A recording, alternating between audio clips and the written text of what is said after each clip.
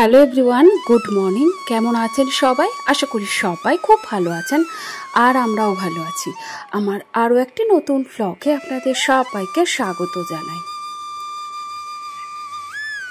সকালবেলায় আজকে সকালই ঘুম থেকে উঠেছি।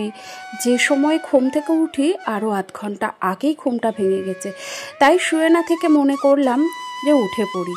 আর এই আধ ঘন্টা আগে ওঠার ফলে আমার সারা দিনে যে কতটা সময় আমি বাঁচিয়ে নিতে পেরেছি, তো সেটা শুধুমাত্রই আমি জানি। কারণ সকালবেলার টাইমটাই যদি একটু দেখবেন আলাদাই একটা এনার্জি আমাদের মধ্যে কাজ করে। আর একবার যদি অলসতাকে কাটিয়ে যদি কাজে হাত দিয়ে দেওয়া যায়, তাহলে দেখবেন খুব ফুল এনার্জির সাথে সারাদিনের কাজগুলো বরঞ্চ আরও চটজলদি বা দ্রুত গতিতে কিন্তু এগোতে থাকে। তার ফলে আমাদের কিন্তু সারাদিনে অনেকটা সময় আমি পার করে নিতে পারি, যে সময়টা আমি নিজেও রেস্টও নিতে পারি। তাছাড়াও ইউটিউবের অনেক রকম কাজ থাকে, তো সেগুলো করতে পারি। আগে যখন আমি ইউটিউবের কাজ করতাম না, সারাদিনে অনেকটা সময় আমার কাছে থাকতো, তখন কিন্তু আমি শুয়ে বসে কাটিয়ে সময় কাটাতাম। তাছাড়াও অনেক রকম হ্যান্ডওয়ার্ক থাকে, সেগুলো করতাম। আর তাছাড়া আপনাদের তো জানেনই, আমি বিভিন্ন রকম কাজের সাথে নিজেকে যুক্ত রাখতেই পছন্দ করতাম। যে ওর সাথে গল্প করে আড্ডা মেরে সময় কাটানোর থেকে আমার মনে হয় যদি কোনো কাজের মধ্যে থাকা যায়, সেই সময়টা আমার অনেকটা তাড়াতাড়ি কেটেও যায়। আর তাছাড়াও নিজের অনেকটা এক্সপিরিয়েন্স বাড়ে। আর তাছাড়াও ঘরের অনেক রকম কাজ করা যায়। এছাড়াও নিজেকে একটু কাজের মধ্যে ব্যস্ত রাখা যায়। আর কারোর আলোচনার পাত্রী হওয়ার থেকে একা একা সময় কাটানো আমার কাছে অনেকটাই মূল্যবান মনে হয়।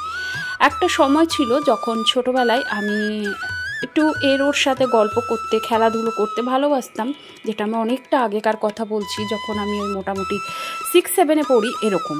তো সেই সময়ে কি হতো, যখনই সবার সাথে মিশে কথা বলতাম তখন তো আমি খুব ভালো ছিলাম। তো হঠাৎ করেই যখন সেখান থেকে সরে আসতে যেতাম, তবে তখন দেখা যেত কি আমি হয়তো সব থেকে বেশি আলোচনার পাত্রী হয়ে যেতাম। তো আমি চাই না যে আমি কারোর আলোচনার পাত্রী হই বা কেউ আমাকে নিয়ে চর্চা করুক। আমি সবসময় চাই যেন মানুষ আমার থেকে কিছু শিখতে পারে, সেটা ভালো কাজ হোক বা যে কোনো ধার্মিক কাজ হোক বা অন্য কোনো রকম কাজ হোক। তো এরকম আমার ছোটোবেলা থেকেই মনোভাব ছিল। তাই ছোটো থেকেই আমি পড়াশোনার সাথে বিভিন্ন রকম কাজের সাথে নিজেকে ব্যস্ত রাখতাম।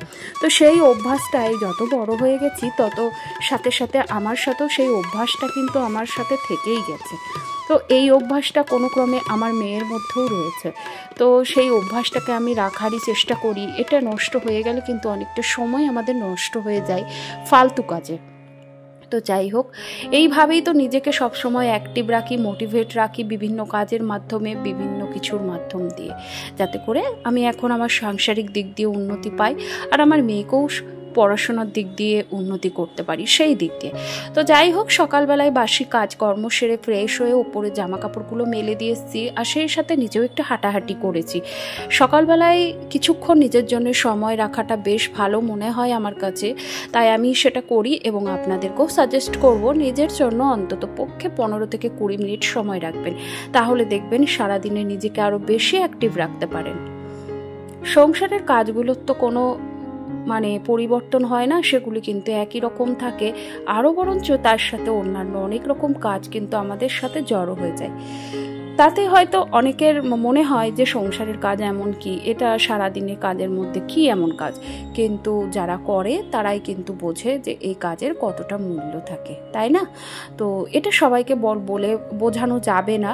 যে বুঝবে সে এমনিতেই বুঝবে, আর যে বুঝবে না সে কোনোভাবেই বুঝবে না। তো যাই হোক, আমি এদিকে আজকে একটু খাটের চাদরটা একটু গুছিয়ে নিচ্ছি, কারণ এই যে খাটের চাদরটা আমার শাশুড়ি মা আর আমার সোনা যখনই খাটে বসে, পেছন দিয়ে ঠেলে ঠেলে চাদরটাকে এমন করে নামিয়ে আনে, তো চাদরটা ঝুলতে থাকে। আর আমার এই ওলট পালট চাদর আমার ভীষণ অসহ্য লাগে। এই বিষয়গুলি আমার খুব বিরক্তিকর লাগে। তো সব সময় সব কিছু পরিষ্কার পরিচ্ছন্ন পরিপাটি দেখতে দেখতে এমন একটা হ্যাবিট আমার মধ্যে হয়ে গেছে যে কোনো জিনিস যদি ওলট পালট থাকে, আমার মনে হয় সেটা তখনই আমাকে করতে হবে, না হলে কিন্তু এটা বিশাল কিছু হয়ে যাবে। তো এই অভ্যাসটা আমি জানি খারাপ, তবুও কি আর করবো বলুন, সব অভ্যাস ভালো হোক খারাপ হোক নিজের থেকে তো পাল্টানো যায় না। তো এইভাবেই সারাদিন আমার পরিশ্রম হয় ঠিকই, সারাদিন গোছাতে থাকি, পরিশ্রম করতে থাকি। তবে হ্যাঁ, সোনাকে বললে সোনাও করে, কিন্তু আমি ওকে দিয়ে এই বয়সে অত কাজ করাতে চাই না, কারণ আমার মনে হয় সারাদিনে সারা জীবন ধরে রয়েছে কাজের জন্যে, কিন্তু পড়াশোনার তো কোনো সময় হয় না, সেটা কিন্তু একবার চলে গেলে আর ফেরত পাওয়া যাবে না। তাই আমি তাকে সবসময় চেষ্টা করি পড়াশোনা করুক আর একটু ফ্রি টাইম কাটাক, কারণ মেয়ে যখন হয়ে জন্মেছে তখন পরের বাড়ি তাকে যেতেই হবে, তাই না? আমরাও এসছি, তাকেও যেতে হবে, তখন আর চেষ্টা করলেও কিন্তু বসার সময় পাবে না। তো ওই জন্যে ওকে একটু রিলিফ দিই, এখন একটু রেস্ট নেক। তো যাই হোক, এদিকে আমি আমার সংসারের কাজগুলি ধীর গতিতে গুছিয়ে ফেলেছি। তো ওইদিকে দেখতেই পেলেন কাপড় যেগুলি আমি রান্নাঘরে ব্যবহার করি সেগুলিকেও ভালো করে কেচে ধুয়ে শুকিয়ে নিয়েছি, ভাঁজ করে জায়গা মতো রেখে দিলাম। আর আমার এই রান্নাঘরে না ছোট ছোট কাপড় অনেক লাগে, তো আমি সবসময় আপনাদের আগেও বলেছি যে সমস্ত সুতির কাপড় আমরা বাড়িতে ব্যবহার করি পুরনো হয়ে যায়, সেগুলি কিন্তু আমি ছোট ছোট রুমালের মতো করে কেটে নিই, সেগুলিকেই আমি কিন্তু ব্যবহার করি। আর এপাশে কিন্তু রান্নার জন্য যা যা রান্না হবে সমস্তটাই গুছিয়ে নিয়েছি। আজকে তো নিরামিষ রান্নাবান্না হবে, পেঁপে দিয়ে কাঁচা মুগ ডাল, উচ্ছে কুমড়ো আলু ভাজা, আর সাথে হবে আলু পোস্ত, আলু ঝিঙে পোস্ত। তবে ঝিঙে পোস্ত বলা যায় কিনা সন্দেহ, কারণ ঝিঙে মাত্র 2টো ছিল আর আলু অনেকগুলি, তো তার জন্য পোস্তই বললাম। তো এটুকুই রান্না হবে, আর এই তো রান্না বসিয়ে দিয়েছি। আর যথারীতি বাইরে কিন্তু প্রচণ্ড মেঘ করেছে আর বৃষ্টিও নেমে গেছে। তো এর মাঝখানে আমি ছাদে গিয়ে জামা কাপড়গুলো সব কিছুই নিয়ে এসেছি। তবে দুঃখের বিষয় কি জানেন তো, যে সমস্ত জামা কাপড়গুলি কেচেছিল সেগুলো আজ শুকনো হয়েছে, তাই এখন জড়ো করে রেখেছি, যদি বাইরে কোনো সময় রোদ্দুর ওঠে তখন কিন্তু দিয়ে দেবো। এপাশে ডালটাও ফোড়ন দিয়ে দিয়েছি, জিরে শুকনো লঙ্কা তেজপাতা দিয়ে ডালটা দিয়ে দিয়েছি। তো সেটাকে একটু গরম জল দিয়েই রেডি করে রেখেছিলাম, চেরা কাঁচা লঙ্কা লবণ হলুদ দিয়ে ডালটা ফোড়নে বসিয়ে দিয়েছি। তো এরপরে ডালটা ফুটে গেছে, ওটাকে নামিয়ে নেবো। আর এদিকে ভাতও আমার ফুটে গেছে, ডাল আর ভাত হয়ে গেছে, উচ্ছে কুমড়ো ভাজা হয়ে গেছে, আলু ঝিঙে পোস্তটাও বসিয়ে দিয়েছি। আর আমি পোস্ততে সবসময় 5 ফোড়ন কাঁচা লঙ্কা দিয়ে পোস্তটা বসাই, ভালো করে নুন হলুদের সাথে কষে নেওয়ার পর কাঁচা পোস্ত আর কাঁচা লঙ্কা বেটে দিয়ে দিয়েছি, সাথে বাটি ধোয়া জলটাও দিয়েছি। এবার ওটা হতে থাকুক, নামানোর আগে একটু চিনি একটু কাঁচা সর্ষের তেল দিয়ে কিন্তু নামিয়ে নেব।